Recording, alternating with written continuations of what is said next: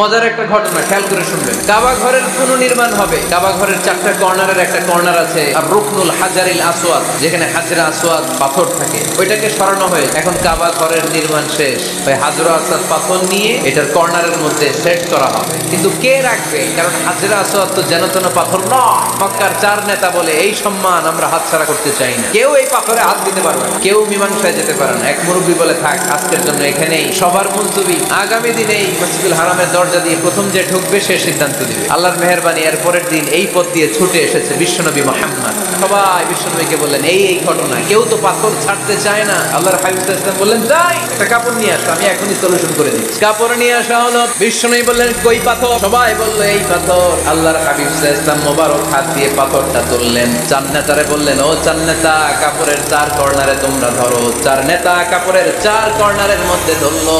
বিশ্বনবী নিজ হাতে পাথরটা নিয়ে কাপড়ের মাঝখানে রেখে দিলেন। কাবার কাছে যে বিশ্বনবী আবার নিজ হাতে পাথরটা তুললেন, আবার নিজ হাতে কাবার ভেতরে রেখে দিলেন। পড়েন সুবহানাল্লাহ। সম্মান আসলে 4 নেতার দিকে যায় নাই, সম্মান গিয়েছে বিশ্বনবীর দিকে। এতক্ষণ কাউরে দিবে না, এখন কেউই ধরতে পারে না, তারপরেও খুশি। সুবহানাল্লাহ কইবেন না? প্রথমে যে হাজরা আসওয়াদ পাথর ধরছে কে? বিশ্বনবী। কাপড়ে রাখছে কে?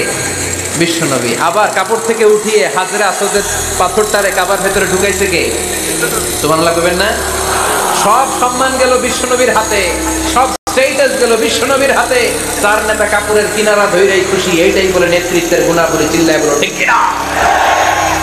কনফ্লিক্ট রিজলভিং অ্যাবিলিটি, বিরোধ নিষ্পত্তি করার কোয়ালিটি থাকা চাই, তবেই তিনি নেতা। কি কারিশমা দেখছেন? What a charismatic leader.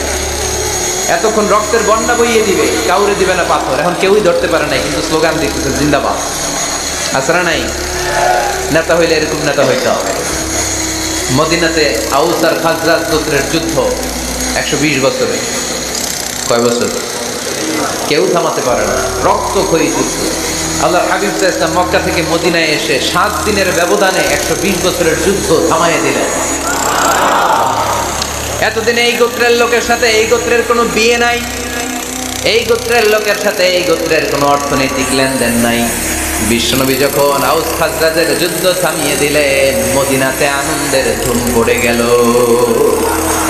নতুন নতুন উৎসবের ধুম পড়ে গেল। সব ভাই ভাই।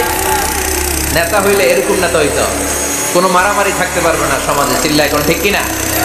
নেতা আসলেই সমাধান, নেতা আসলেই।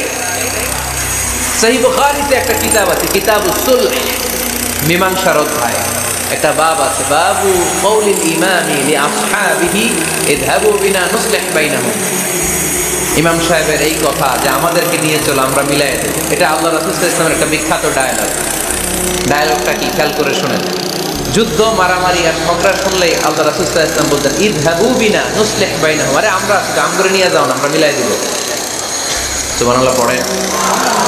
মারামারি দেখলে বিশ্বনবী মিলাই দিতেন।